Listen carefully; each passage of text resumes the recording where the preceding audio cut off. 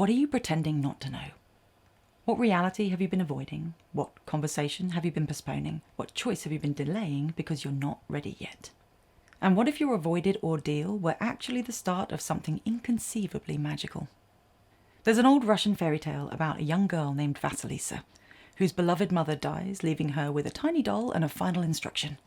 Feed the doll, listen to what it tells you, and you will be safe. When her father remarries, Vasilisa's new stepmother and stepsisters make her life hell. They work her to exhaustion, mock her, plot ways to get rid of her, and give her the bare minimum to eat. But each day, no matter how hungry, little Vasilisa always gives the best bits of her own meagre portions to the doll, who thus comes alive to offer much-needed comfort and guidance. One night, when her father is away in a distant place, the stepmother and stepsisters blow out all the lights in the house and send Vasilisa into the forest to fetch fire from the only place it can be found, the home of Baba Yaga, a fearsome witch who lives in a hut that stands on chicken legs, surrounded by a fence made from long bones topped with skulls.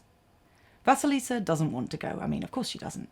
Baba Yaga eats people, everyone knows this. But the house is cold and dark, and her stepfamily is watching, waiting for her to fail. So she takes her doll, walks into the forest, and weaves her way between the gloomy trees. At the first hint of daybreak, she sees a rider dressed all in white sat atop a white horse. Later, as the sun rises in the sky, she's passed by a red rider on a red horse, and at dusk, a black rider on a black horse. Eventually, she approaches the hut that teeters and creaks on its grotesque legs. Little hut, turn your back to the forest and your front to me, Vasilisa says, as all who encounter the Yaga's strange home must do. The hut obeys, spinning round with an ear-splitting screech. Then the witch appears, flying through the forest in a giant mortar, using the pestle as a rudder to steer. Already scowling as she lands, she climbs out and looks Vasilisa up and down. "Leave," she crackles. Vasilisa wavers, but her doll urges her to stay, to be polite and explain why she needs the fire. Baba Yaga listens, and then agrees. "Work for me, and you may earn your fire. Fail, and I'll eat you for breakfast." With this, Baba Yaga makes her way towards the hut, signalling for Vasilisa to follow. But she pauses just before entering to half turn and say, "While you're here, do not worry your head with too many questions. Some things are dangerous to know." During her stay, Baba Yaga gives Vasilisa task after task. She must clean the house and the yard, wash the blood-stained laundry, prepare supper, and separate rotten corn from good corn. When these tasks are complete, the witch eats her supper at the table, served by mysterious invisible hands. After a final mouthful, Baba Yaga tells Vasilisa that she may ask a question. Hesitant, but ultimately curious, Vasilisa chooses to ask about the 3 riders. With a half smile, the old woman replies, "Those are my bright dawn, my red sun, and my dark midnight." Then, after a lingering look, "Would you like to ask about anything else?" Vasilisa desperately wants to know about those invisible hands, but remembering the warning not to ask too many questions, she simply shakes her head. The following day, the tasks get harder. On top of her domestic duties, Vasilisa is asked to separate tiny dark poppy seeds from a towering mound of soil and to fill the water tank using a broken bucket. She doesn't have to complete these tasks alone, however, because she still has her mother's doll, safely hidden from sight. So she tackles the easy chores herself, while the doll takes care of the impossible. Baba Yaga is suspicious when she realizes that the tasks have been finished. She casts around the yard, taking in the perfect piles of seeds and soil in the brimming tank. Eyes narrowed, she asks Vasilisa, "How did you do this?" But, unwilling to expose her precious doll, after all, some things are dangerous to know, Vasilisa simply replies, "By my mother's blessing." Upon hearing the word blessing, Baba Yaga flies into a fit of fury and forces Vasilisa out of her bizarre home. But this witch, as frightening as she may be, is nothing if not honest. So, staying true to the bargain, Baba Yaga gives Vasilisa the requested fire on her way out. A skull lantern filled with magical burning coals for light. This item is a paradox. A reward for Vasilisa, yes, but ultimately a tool for destruction too. For when the girl returns home, to the shocked faces of her wicked stepfamily, the light from the skull burns every one of them away, leaving only ash. Vasilisa's is a story about a girl walking directly into the ordeal that will transform her, armed only with her intuition, which is represented by her mother's doll. In this video, we're going to talk about how and why you could and should do the same. My name's Hazel Gale. I'm a therapist turned author and co-creator of the Betwixt app. And this is for anyone who knows deep down that there's something difficult they need to face. a conversation, a choice, a reality, but they keep finding ways to avoid it. Baba Yaga is the archetype of earned wisdom. She is the ordeal itself, the initiatory trial, and the fierce teacher who will not coddle or care when you struggle. She represents everything we'd rather run from: difficulty, discomfort, uncertainty, and the death of who we used to be. And as such, we need her. Archetypally, she's a combination of the witch and the dragon, a gatekeeper for transformation, and the guardian of psychological gold. You cannot become who you're meant to be without confronting her. And the longer you wait, the colder and darker your house becomes. In Slavic folklore, Baba Yaga is an ambiguous figure. Sometimes she helps, sometimes she hinders, sometimes she devours. She lives at the edge of the known world in a hut that moves around the forest on those bizarre chicken legs. Associated with death, wild nature, and the boundary between the land of the living and the realm of the dead, she is uncanny, unpredictable, and unwilling to be found by just anyone. Just like Vasilisa the Beautiful, also known as Vasilisa the Brave, we must earn our encounters with Baba Yaga, and we do so by showing courage. As with all the best quote-unquote monsters, Baba Yaga is terrifying but not simply evil. She only eats the people who deserve it, you see. Those who pass her tests will be set free. In Women Who Run with the Wolves, Jungian analyst Clarissa Pinkola Estes explores Vasilisa's story as an initiation into psychic development and deep intuition. Estes describes Baba Yaga as the wild mother archetype, fierce, testing, and ultimately life-giving to those who approach her with authenticity and pluck. Baba Yaga represents the deep feminine instinct that knows what work must be done and refuses to accept half measures or false performances. Baba Yaga can smell dishonesty.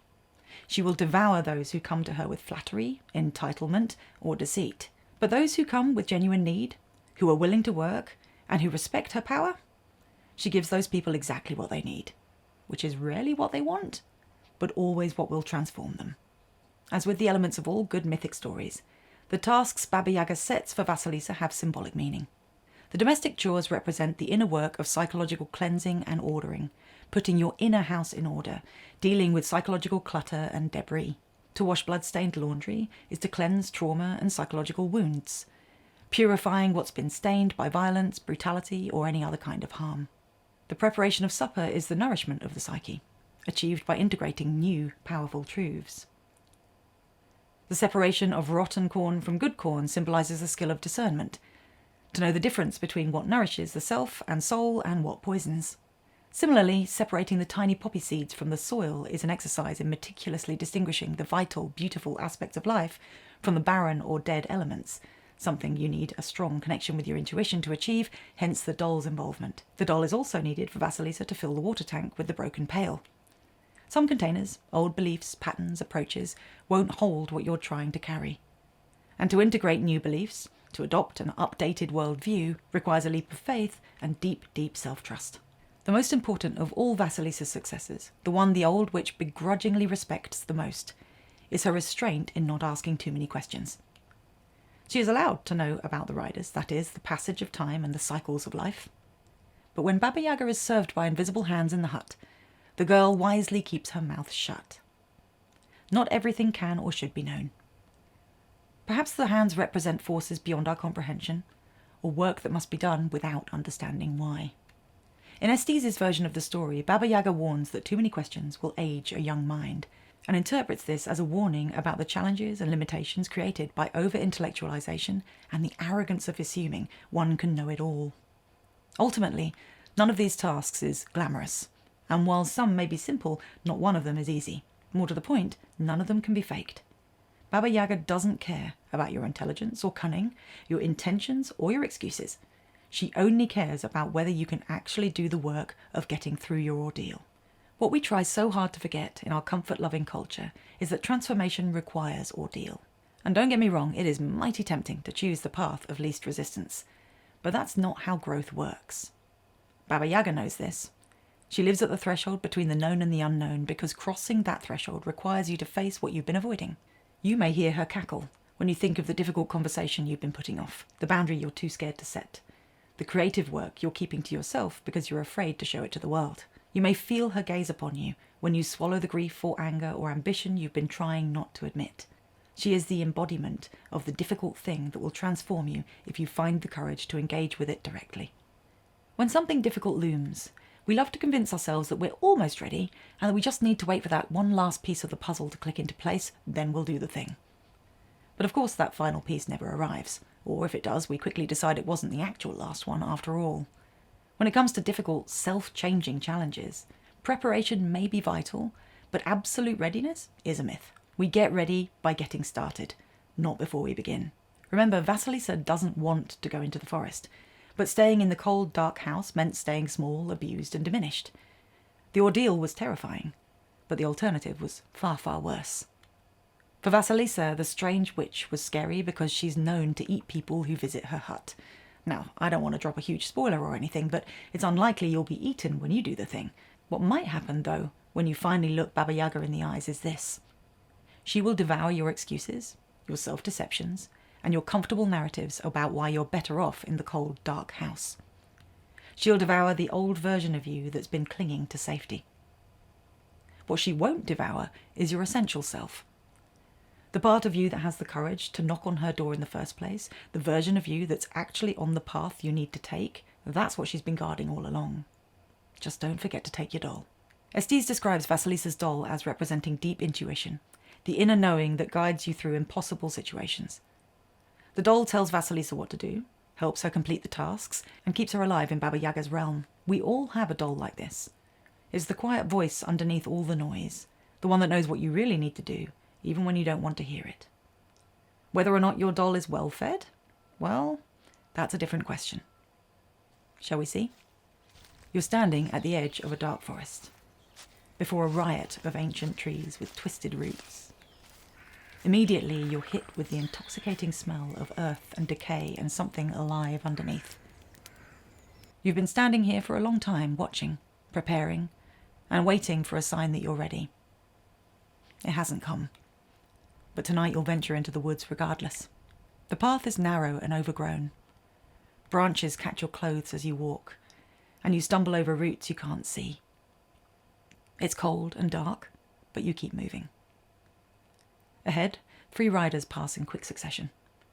A white rider on a white horse, dawn breaking. A red rider on a red horse, day blazing. A black rider on a black horse, night falling. Again. Time moves strangely here. Or perhaps you've been on this path for longer than you thought. You keep walking. Eventually, you see it. The hut perched on chicken legs, spinning slowly. Bones form the fence. Skulls with glowing eyes line the posts. The door faces away from you when you first encounter it, into the forest beyond. Without realizing you were going to, you find yourself speaking the words, little hut, turn your back to the forest and your front to me. The hut turns, the door opens, and then she arrives. Careening through the trees in her mortar, Baba Yaga explodes into the yard. She is as tall as a giant, with a skeletal, bony frame. Her white hair is matted, her fingernails as sharp as claws. Her teeth are made of iron. She looks you up and down once, slowly assessing. Then she meets your gaze. What is it you're pretending not to know? Her question lands like a blow. The corner of Baba Yaga's mouth quirks up as she sees you react. I know you know, she rumbles, and you know that I know too. You've been pretending that you're not ready. Baba Yaga watches you with steady eyes. You sense that she can see through your skin and into your soul. This being can taste fear, lies, refusal, cowardice. So you stand straight and hold your nerve, staring right back, refusing to flinch. Baba Yaga licks her lips, but simply says, "You were ready long before you came here. Were you not?" It isn't a question. With that, the witch points one crooked finger at the skull lantern to your right, then turns and walks away. She folds herself into the hut. The door closes itself behind her. And you have a choice to make. You can take Baba Yaga's fire, or you can leave without it and follow the dark path back to where you came from. The lantern will light the way if you dare to pluck it from its perch. But it will also burn away everything false.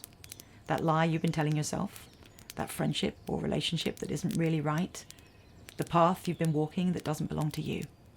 This fire will burn it all. A little distance away, The hut is standing up on those knobbly yellow legs, preparing to wander off someplace else. But before it can leave, you see Baba Yaga through the kitchen window, bent over the stove. You catch her eye. Her gaze is steely, chilling. So what's it going to be? You reach for the lantern and find the bone warm but not too hot to hold. The fire inside flickers, waiting. This is your ordeal. This is your initiation.